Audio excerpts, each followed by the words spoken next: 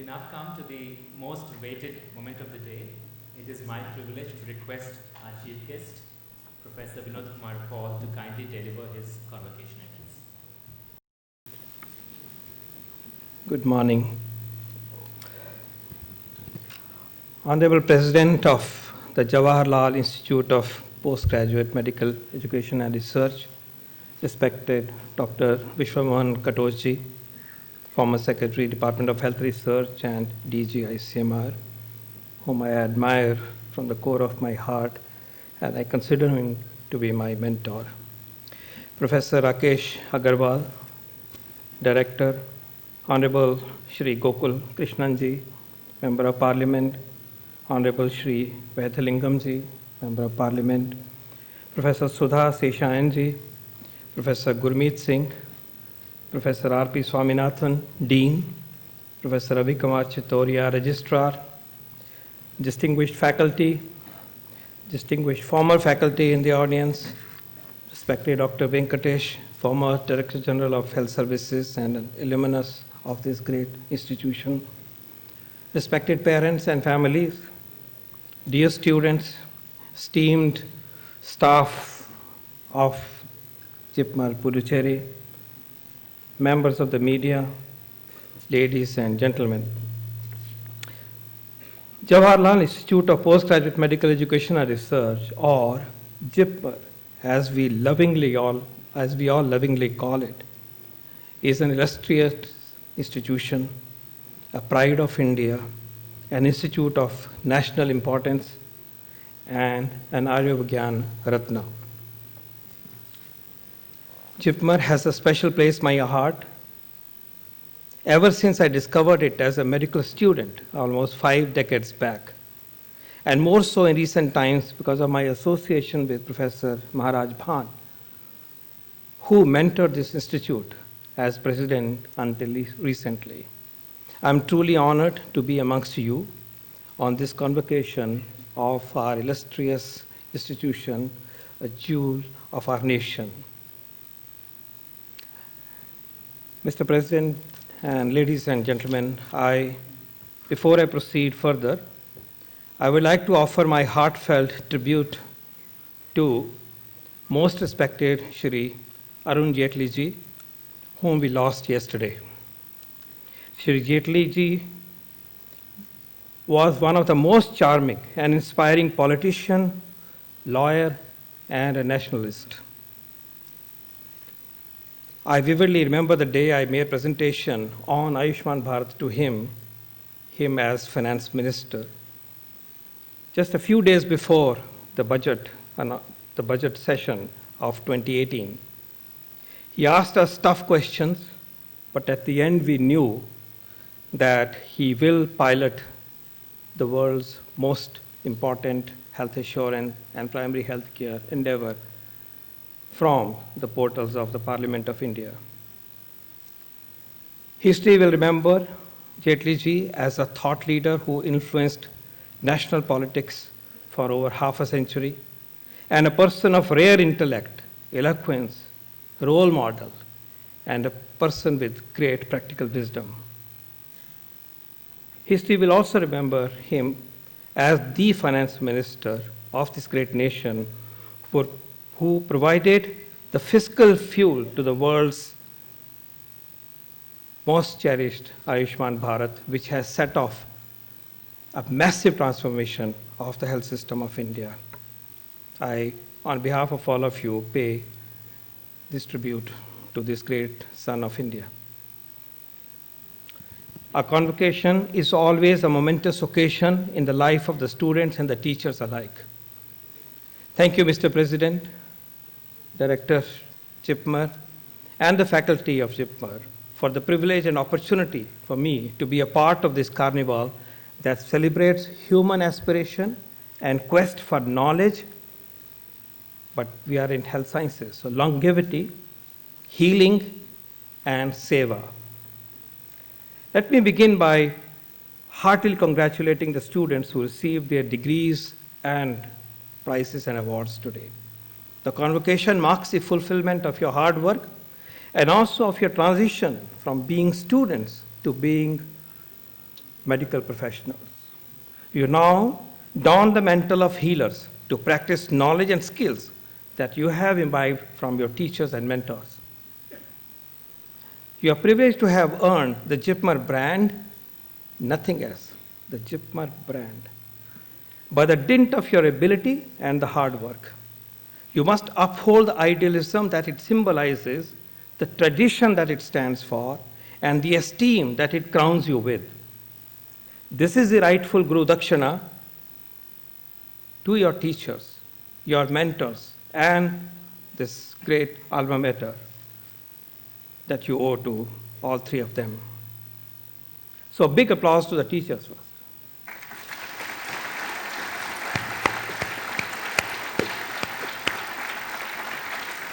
Teachers shape our mind and nurture our dormant abilities.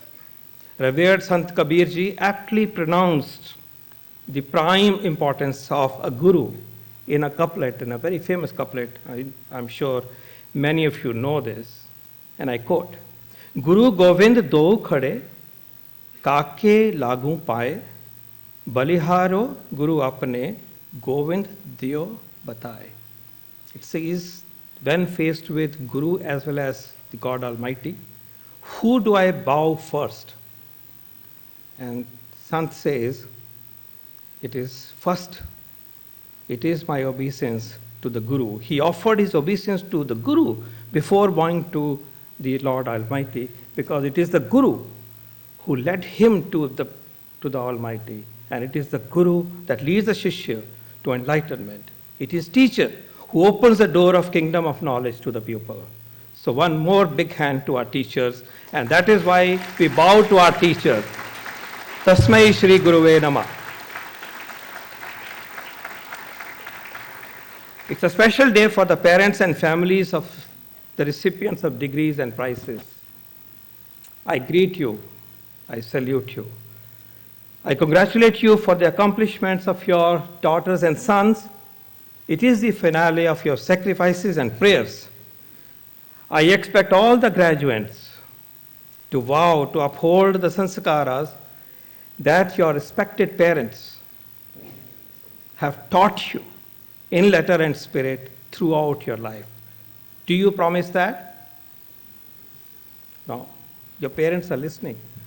Do you promise that you will uphold the sanskaras that your parents, your families have imbibed in you? Yes. That's better. Then I have another promise to be taken from you. I charge you that you will never overlook your noble responsibility to look after your parents when they grow old.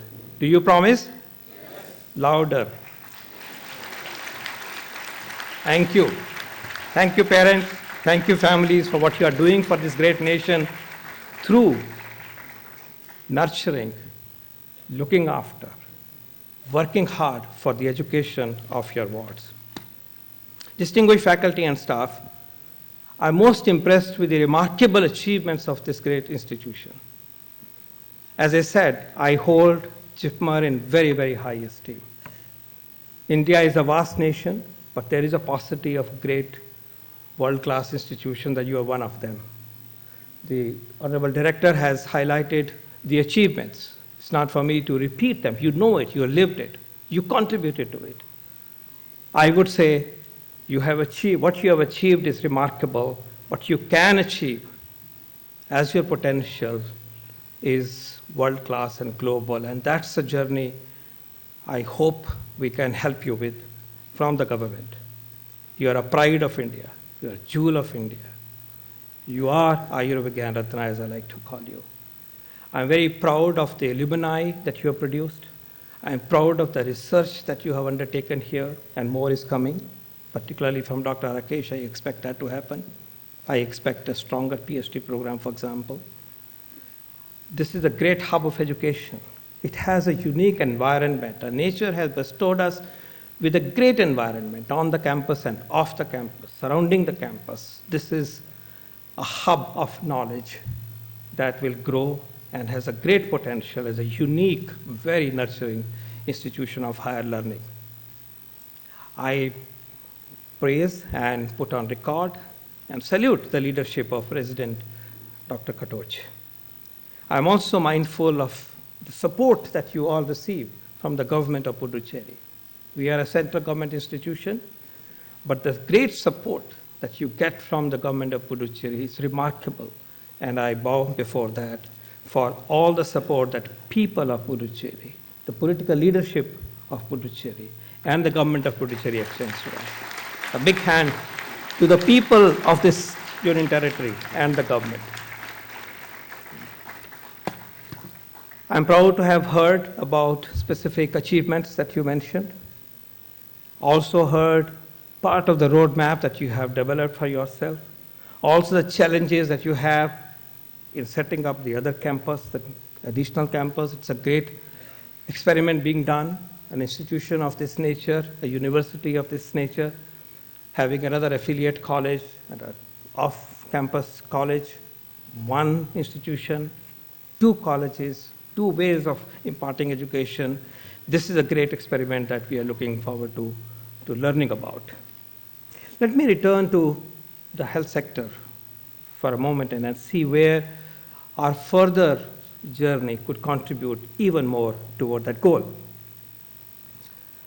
With Ayushman Bharat, health has finally, but effectively emerged at the core of India's development agenda. Have no doubt about it. Ayushman Bharat represents, as you all know, a comprehensive primary healthcare vision in this great and vast nation, an effort which has never been done on this planet in its history. 150,000 health and wellness centers and more in urban areas and other areas. Expanding the existing package of services encompassing maternal and child health and high priority communicable diseases to the entire gamut of health conditions, non-communicable diseases, palliation, mental health, care of the elderly, eye, ENT. This was not on the primary healthcare format of this country. And this actually constituted 85% of what we should be doing. We were focused on 15-20%, and that was the right focus. Because when a nation takes a journey for better health, you always focus on mothers and children. We achieved our MDGs. We focused on communicable diseases. We achieved huge goals in the sphere of communicable diseases.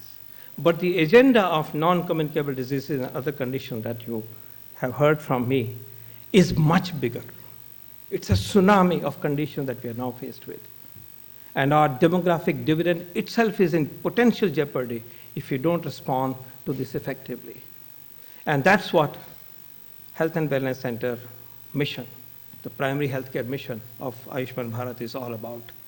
Diseases of this nature can only be prevented in primary healthcare settings. Hypertension, I want these students to know this, MBBS students in particular. Hypertension, diabetes, heart disease, chronic liver disease, chronic kidney disease. These are not the diseases that you tackle in secondary and tertiary care systems to begin with. We prevent them. So primary prevention.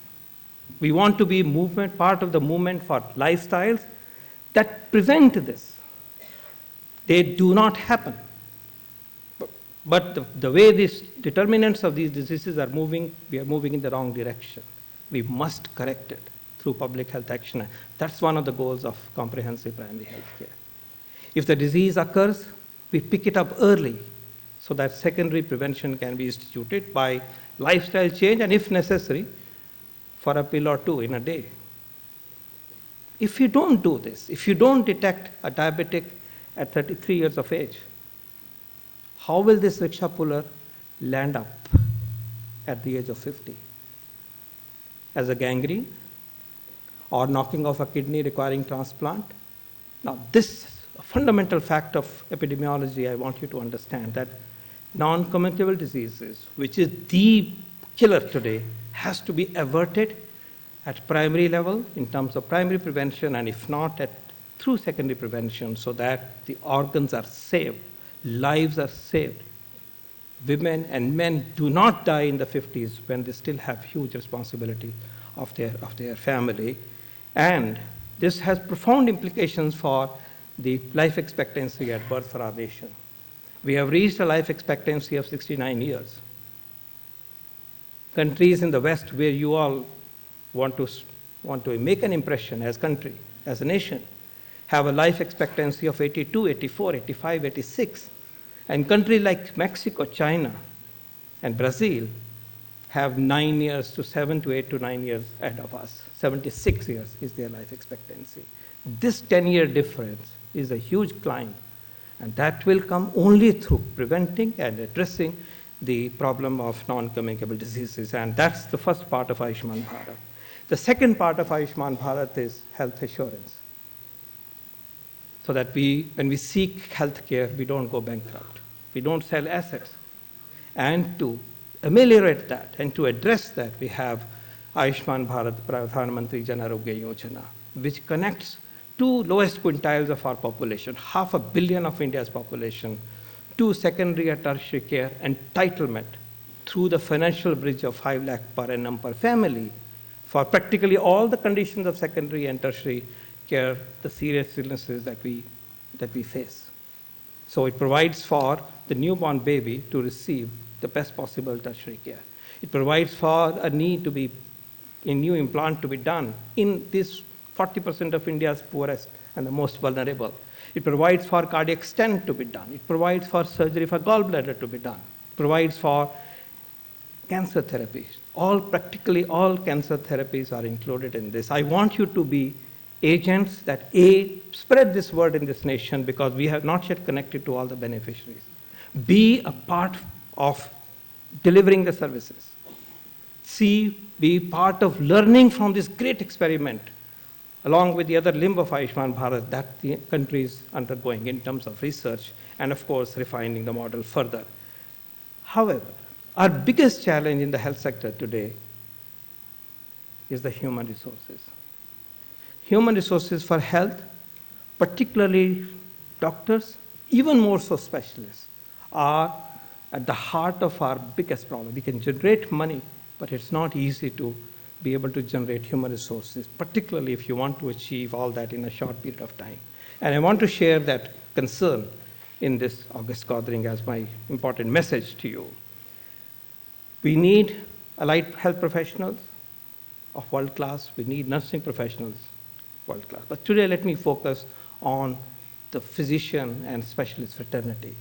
I'm happy to let you know that with the efforts of the government and the acceleration that would take place in the weeks and the months to come, India would be able to achieve the WHO norm, quote unquote, of 1 physician for 1,000 population before the term of this government ends, before 2024. That's an achievement that India can be proud of. We are on track for this. This will happen, and you are making your own contribution in that regard. So that's one part. Overall number of doctors. It does not address the problem of distribution, the skills and the motivation, locations and so on, the right mix. But nonetheless, we have now a trajectory to achieve that great goal, which was at times looked so very elusive. But I also want to push the frontier for the physician availability to the next level, which I think is 1 doctor for 800 population. Because we need doctors for optimum distribution, equitable distribution, and perhaps we also need doctors for communities outside this nation, because we are the greatest of the nations. We need to be contributing toward the global health. And economists see a great potential of eventually doctors being available for the world. We being the nursery of the doctors of the world is one way we can contribute to our own economy and to the goodwill and to the service of people. But coming back, 1 for 1,000 out there, 1 for 800, I think achievable anywhere between 2026 to 2030. But what is woeful is the shortage of specialists. Our shortage of specialists is so profound that one shudders. And look at the loss that it causes. We need to conduct each year 6.5 crore surgeries. Today we are able to do only 2.6 crore surgeries. Even if Ayushman Bharat is connecting poor people to possibilities of receiving care, where are the surgeons? Typically, for all the specialists in general, the number required as of today is 5 times than what we have, perhaps 8 times. So we have obstetricians, 60,000. We need 300,000 of them, 3 lakh. We have 50,000 pediatricians, we need 2.5 lakhs. We have only 12,000 to 15,000 orthopedics surgeons for this nation. We have only 7,000 psychiatrists for this nation. This is our true challenge today. We have moved from that number. We increased undergraduate seats by 25%. As many as 15,000 seats plus have been added in one single year. We've done well on that now, and we are on track. But the specialist training is slow. Specialist training, we have seen. MD ophthalmology, how many degrees we gave today? 4, 6. Obstetrics, 8, 7. The specialist pipeline, sir, moves so slowly. And therefore, extraordinary effort have to be taken for us to make a difference in the number of specialists that we can generate. And I have an ask for it. And that ask is that we not only ask our institutions to do more, and I'll come to that in a little bit, but want to see how this can be changed. Now remember, we have a way forward, particularly to our academic leadership here in the room. We have a way forward, and you have a very gentle role to play in that area. Of all the secondary tertiary care beds in this nation, 70% of them are in the private sector. They are in private hospitals, as we know them. Private sector takes away 80% of the specialists, about 40,000 that we produce each year. It does, because that's where the normal path is. That's where it moves, for obvious reasons. What do they give back? 4,000 postgraduates. You take 40,000, or 30,000, let's say, 32,000, and you receive 4,000. And where are the beds located? 70% are in the private sector. So this makes one thing very clear, that our nation, to create an accelerated pipeline for specialists, we have to optimally harness the fullest potential of the private sector. Fortunately, there is a mechanism available in this country to do so. And that mechanism comes from the National Board of Examination, the DNB system. Undergraduate training is a campus-based higher learning where a lot of other things must happen. It's a nurture. You're learning from each other. You're emerging from an adolescent, from a child to adolescent to an adult. There is biochemistry and there is clinical science. There is forensic medicine and there is community medicine. It's a very different ballgame. But postgraduate training is apprenticeship the world over. Learning by seeing, by doing, and learning in real life situations. That's a unique part of our profession. It may or may not be happening in engineering, I don't know. But for our higher learning, the specialist learning is essentially through apprenticeship, by doing, learning skills, changing your mindset to solve problems. And therefore, it is eminently possible in the apprenticeship setup of any good hospital. And that's how it happens in UK, for example. That's how it happens in the US, in Australia, in Europe. So the point I'm making to you is the following, that for us to address the shortage of specialists, our DNB system has to be energized.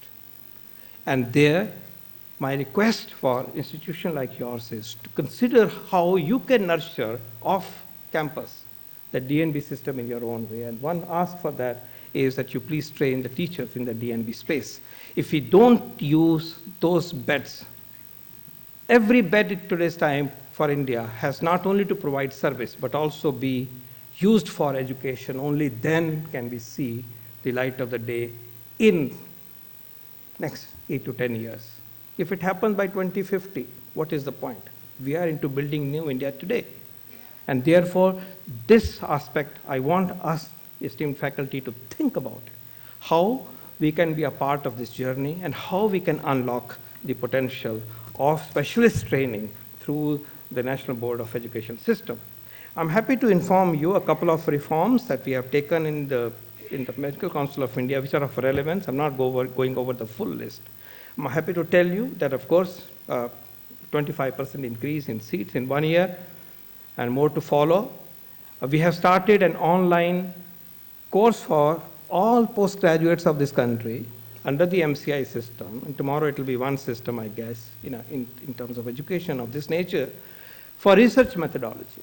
Every postgraduate student will now undertake an online course developed by ICMR and being nurtured and placed on the platform of SIAM to be done, so that there is a learning available, systematic learning available for every postgraduate to appreciate research and to develop research further.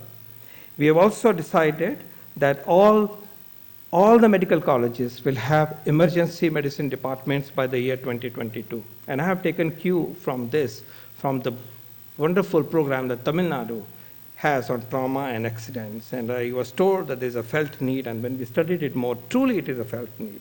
Emergency care cannot be a fragmented care where 3 departments, senior residents come and the other ones are coming when they come.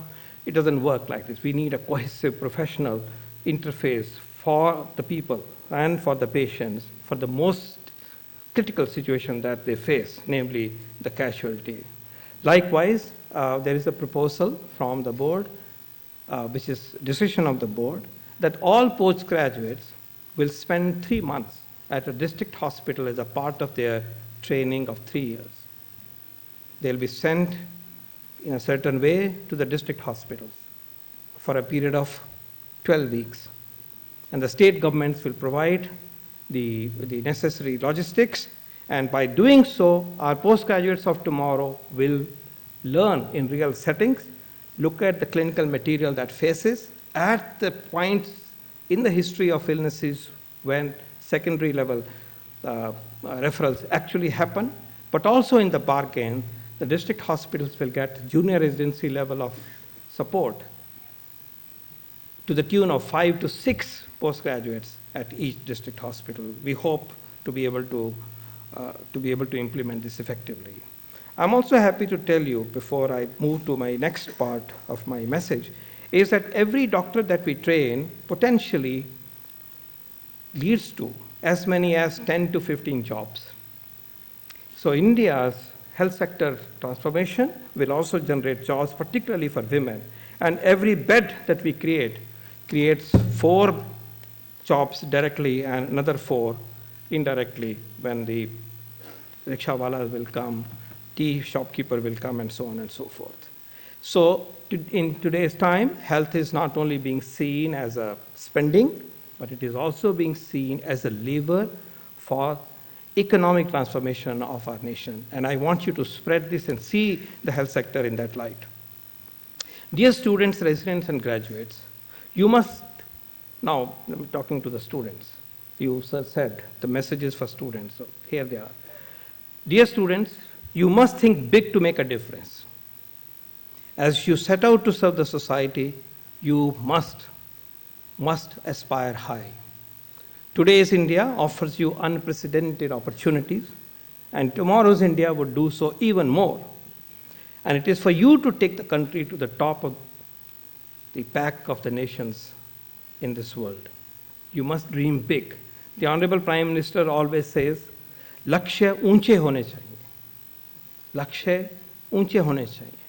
वो ये भी कहते हैं कि अब time है कि हमने अपने देश के लिए डिफिकल्ट चीज़ें करनी, मुश्किल चीज़ों को करना है, तभी हमें आगे बढ़ना है. I want us to be prepared to aim high and to work hard to do the tough things. And one of those tough things is to get the right ratio of specialists, right mix of human resources that I was referring to. Dear recipients of degrees, dear students, residents, scholars, let me offer you now 4 pieces of advice on this special occasion. Director Sir offered you 2, so I'm trying to do the double work. Firstly, That's the message I give to my students always. Whatever we do, let us do it with the best of our zeal and ability. Whatever we do. Do not take shortcuts. Remember what Aristotle said, and I quote, "We are what we do repeatedly. We are what we do repeatedly. Excellence is therefore not an act, but a habit," unquote. Excellence is not an act, but a habit. Make excellence a habit, not a hobby, and not a seasonal or periodic anecdotal act. If India has to outperform other nations, it is all about consistent quality of work, products, medicines, cars, drugs, students, doctors. And to be able to achieve those goals, excellence must become habit. Now, all of you, the day you have to be appearing in an assessment, you tend to do well. If on that day we ask you to write a case history, you'll do it well. But do you do this on a daily basis? Does your case sheet look the very best that you can write? Is your prescription on a daily basis of the same quality that you would like to do when your teacher is standing behind you?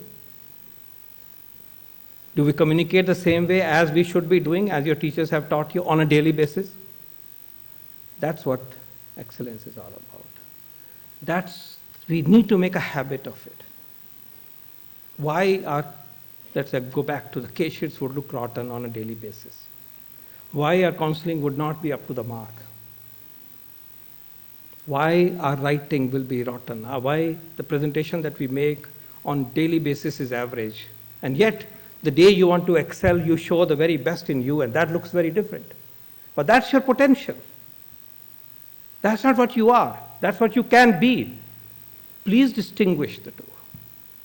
What you can be is the best that you can place on a given day. If you can do 100 meters in whatever, 8 seconds, that's your best. But if on a daily basis we perform average, that's not good enough for you or for India. So my first message to you is make a habit. जब लिखो, साफ सुथरा लिखो, grammatically correct लिखो. ये WhatsApp की language में नहीं लिखो. You have a table in your research paper or on a slide, it should be self-contained. It doesn't use abbreviation. These are the practical things that make a difference between person A and person B. The intellect remains the same, potential is the same. So please remember that what we do repeatedly is excellence, and excellence is not an act but a habit, and make excellence a habit for this nation. And second, friends, I want you to look after your health. I know as doctors and students and medical students, we perhaps are better off than others. But I'll be very briefly saying this to you, that please be careful to imbibe the right lifestyles. There are so many things which are dragging us in the wrong direction. I would not really go into the details. We don't think it's not a challenge.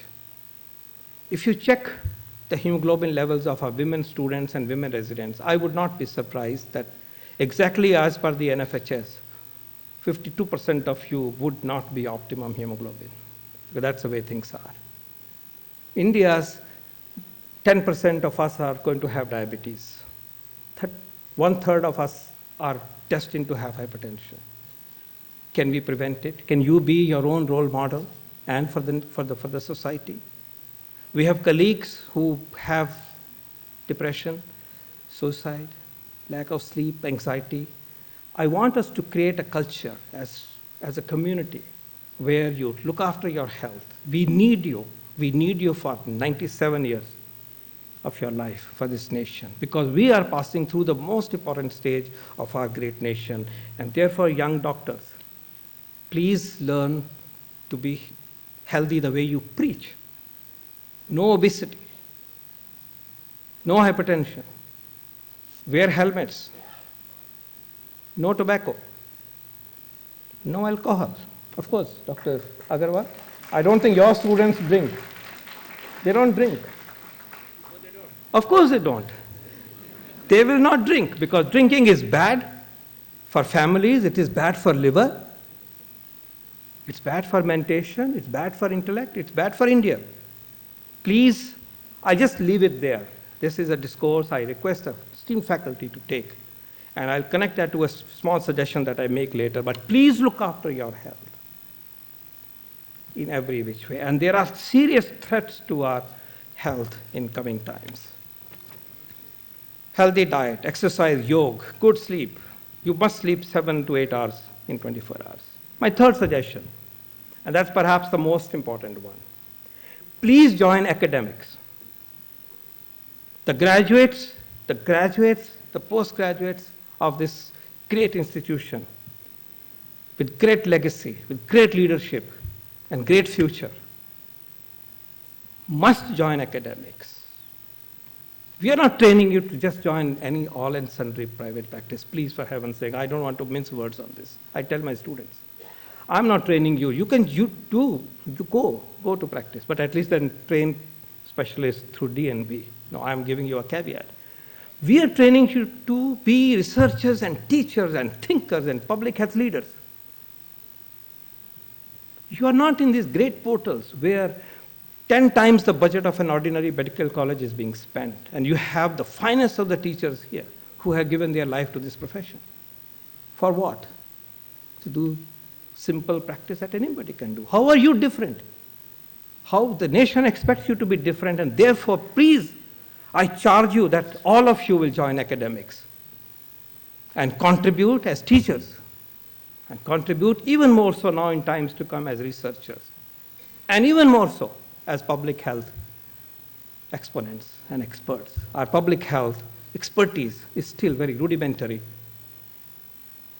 There is so much more to be done by way of public health delivery, public health thinking, public health innovation. When we have unleashed the biggest program to transform India's health sector, we need people who have thinking behind to become great public health exponents, great hospital managers.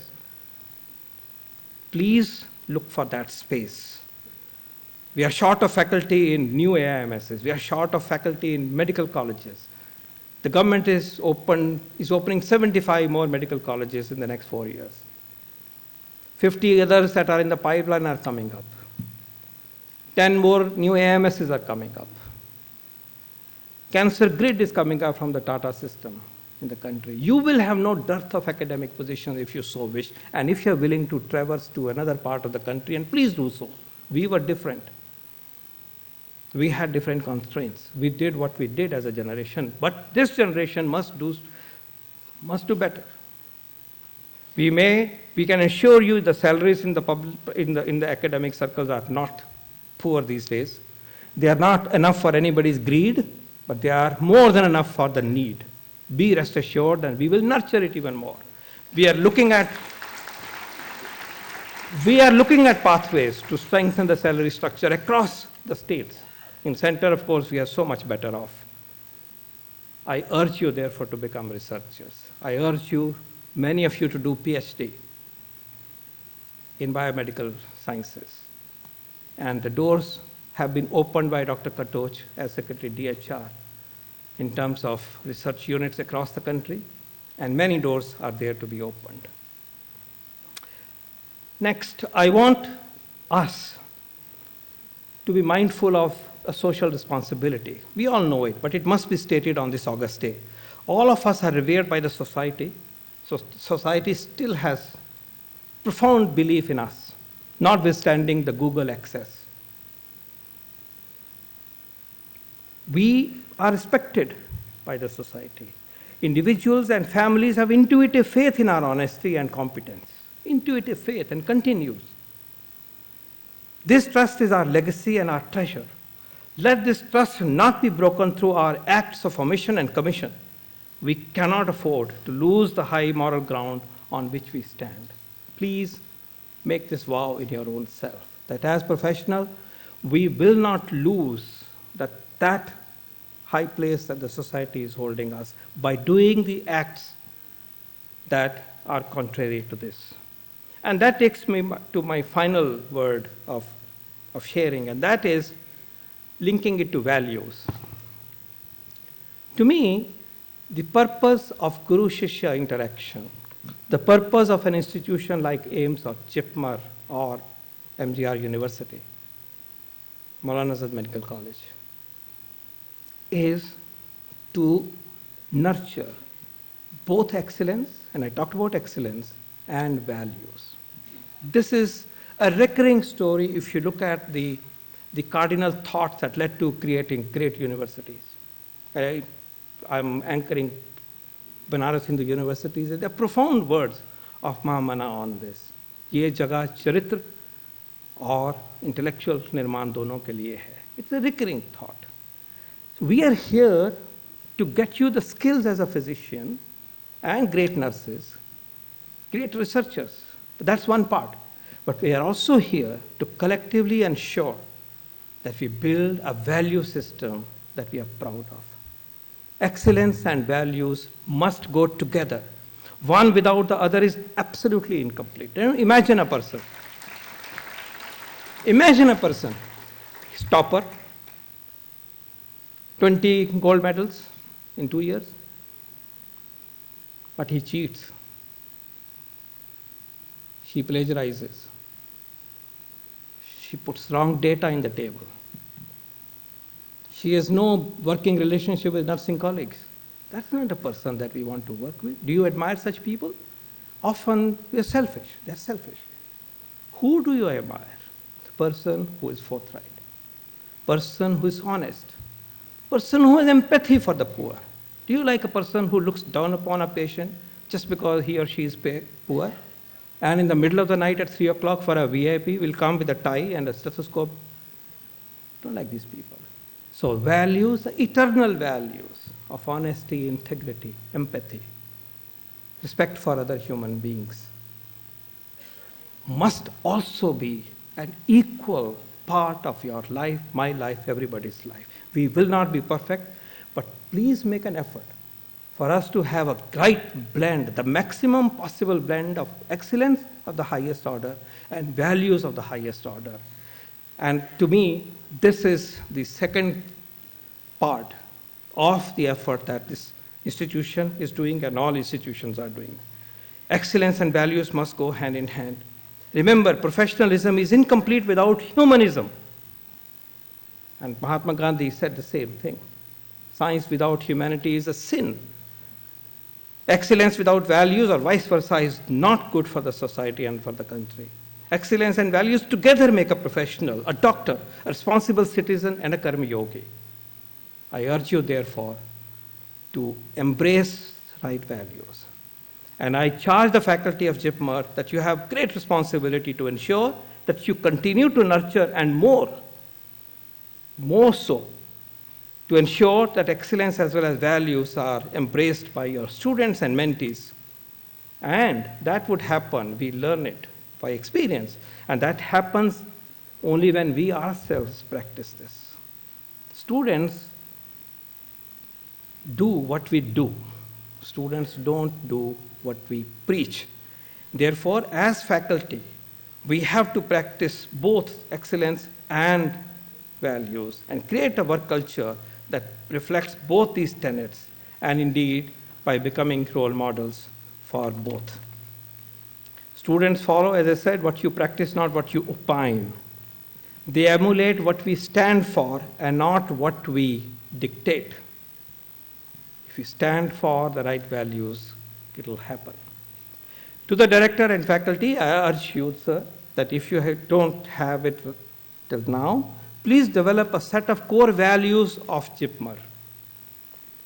Mission, vision, perhaps you have, but certainly we then forget the values. What is it that we stand for?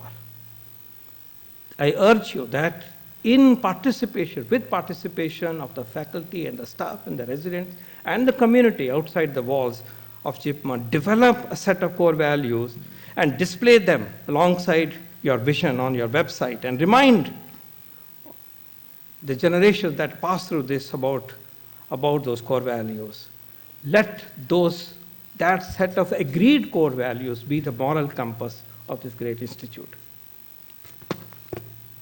I have a few brief asks now for JIPMER. Firstly, I want us to develop this beautiful green campus into a health promoting university.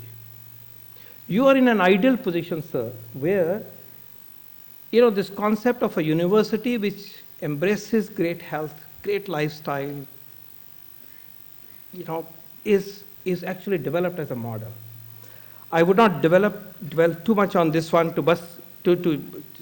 except to say that in addition to this beautiful environment that you have, we need to have more healthy places, look at how mind, body, and soul can be nurtured even more.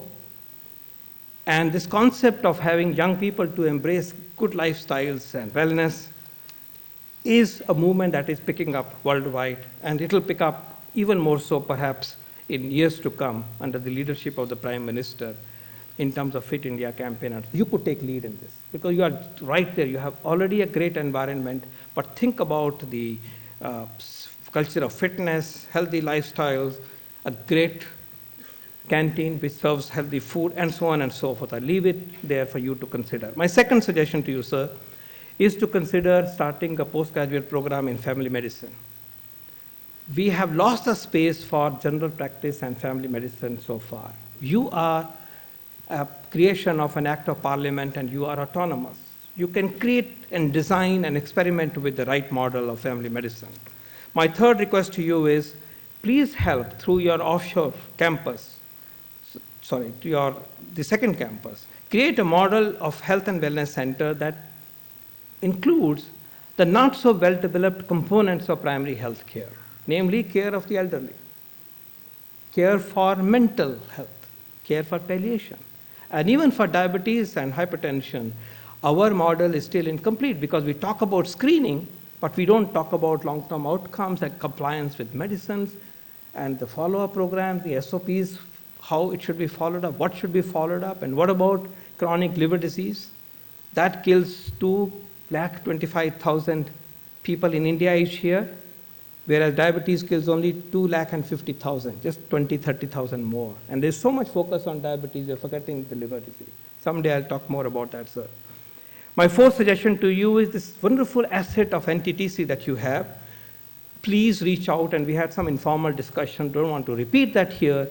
Reach out to play a role which is more comprehensive, more strategic, and more unique over and above what you have been doing it today. And particularly, I would urge you that please open it for training DNB teachers in this region and beyond. My last suggestion to you is coming from the fact that we run fellowship programs within the department. It is my suggestion to the faculty to consider not only starting fellowship programs by each division, but also to think about starting DM courses strategically or MCH courses within the same department without fragmenting. Follow the model of AIMS and PGI. I urge you to avoid the temptation of fragmenting departments, fragmenting them further, just for the sake of taking an opportunity to train people. Let me just say that the potential of this institution to train in terms of numbers is still untapped. If I go by the AIMS norms, each teacher, each faculty can have 5 students at any given time, PhD, DM, and MDs. I leave the maths to you, but with that maths, if you apply the same paradigm, notwithstanding the fact that there are unique features and unique workloads and so on and so forth, my institution should be doing something like 3,000 postgraduate, including PhD students at any given time. We don't have that many. Likewise, an obvious maths done here would also show that we can easily double the number of the trainees.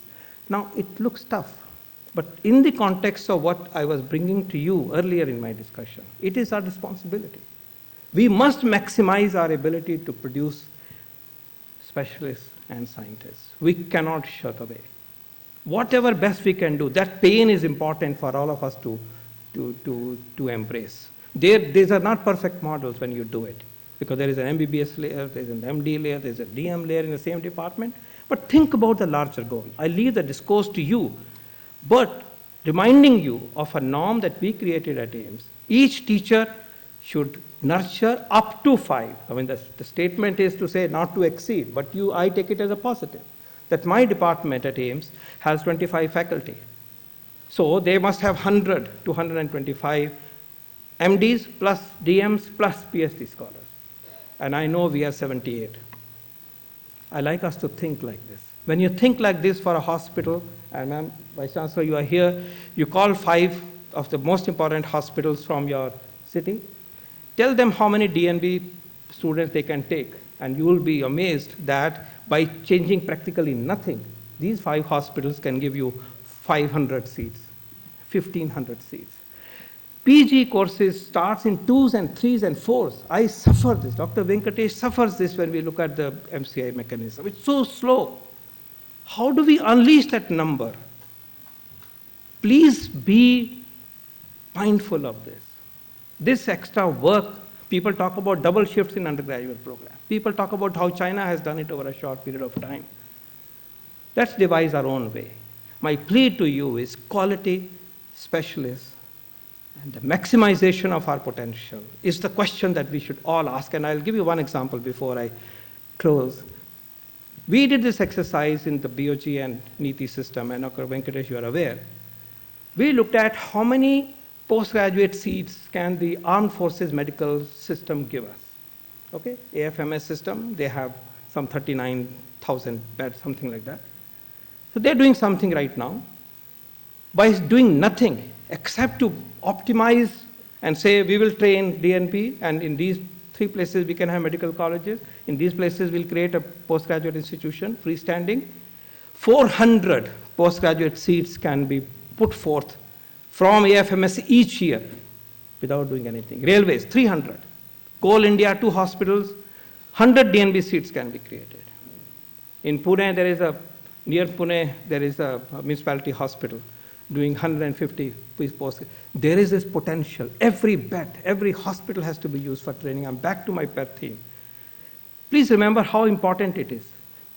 The 100-day agenda and the BJP's manifesto, the ruling party's manifesto on health this time speaks of only human resources, medical colleges. The Honorable Prime Minister on 15th August from the ramparts of Lal Killa, for health sector, he only talked about ज़्यादा doctor चाहिए. हम NMC लेके आए हैं. Focus is on human resources as never before. I want us to join that movement, create that discussion about it, and see what role we can play. We need to maximize. You have 2,000 beds. And the output, I believe, is 300 postgraduates per year. I respect that, sir. But we, as citizens of India, all of us, must harness the best potential of our existing institutions, even as we expand them exponentially every year. And both responsibilities of nurturing the new institution, as well as doing the very best, applies to you, to me, to all of us. 3 milestones I give you, dear faculty. 1, you are 8th in the NIRF ranking. 8th. Dr. Rakesh has joined this year. At least he has 4 more years. That takes us to 2022, a little bit more. Special year because of the 75th year of independence. So, Director, sir, and the President, sir, I charge you, I request you, that we will aim to come within top 4 of NIRF in the next 3 to 4 years. And I assure you that this can be done. But you, Dr. Rakesh, will have a conflict of interest, because the 4th position that you have to dislodge is SDP chair. So he's making a promise. Okay? We will be at 4th position, I assure you, in 3 to 4 years. Let's say 3 years, by 2022 period. My second ask, by 2022, Hospital of Jipmer must be NABH accredited or JCI accredited, if not before. I often hear from my institution, hum to unse bhi better hain. Leave it. Just follow an accreditation system. Make it happen. We need the systems to work. Systems of our hospitals which have antimicrobial stewardship program, QI program, there is a timelines and SOPs that tell us how long will it take for a child or an adult presenting in the casualty before it is taken to an operation theater. We have to work like that, and That's the global paradigm. So NABH accreditation or better in the next 3 years. And last one, sir, that's especially for you and particularly for Dr. Katoch, sir. Our extramural research grant is about 4 crore, less than 5. Next 3 years, sir, it has to be 20 crore. 5 times. You can do it. You have a great combination of an academic and a research leader amongst yourself. So that's my third ask. Within top 4 NIRF ranking, everybody hearing it? NABH accreditation and extramural grant to be taken to 20 crores by the year 2022. Ladies and gentlemen, in life, what do we often want and pray to God for?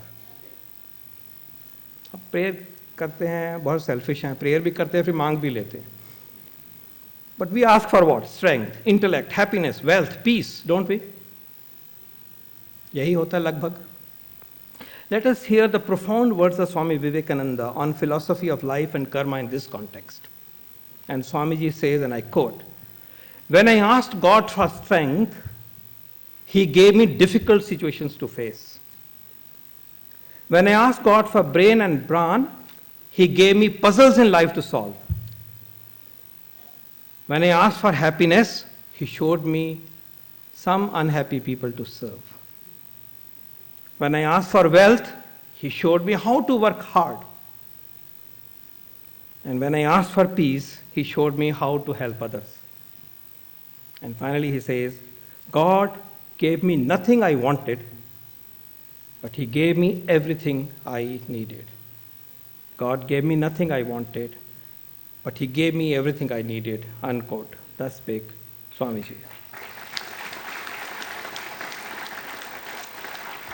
Now there is nothing more left to speak. Therefore, friends, graduates, faculty, families, and the leadership of this great institute, and the leadership that's nurturing this institution, the honorable members of parliament, the honorable vice chancellors, let us all rededicate ourselves today in the service of Mother India. Jai Hind.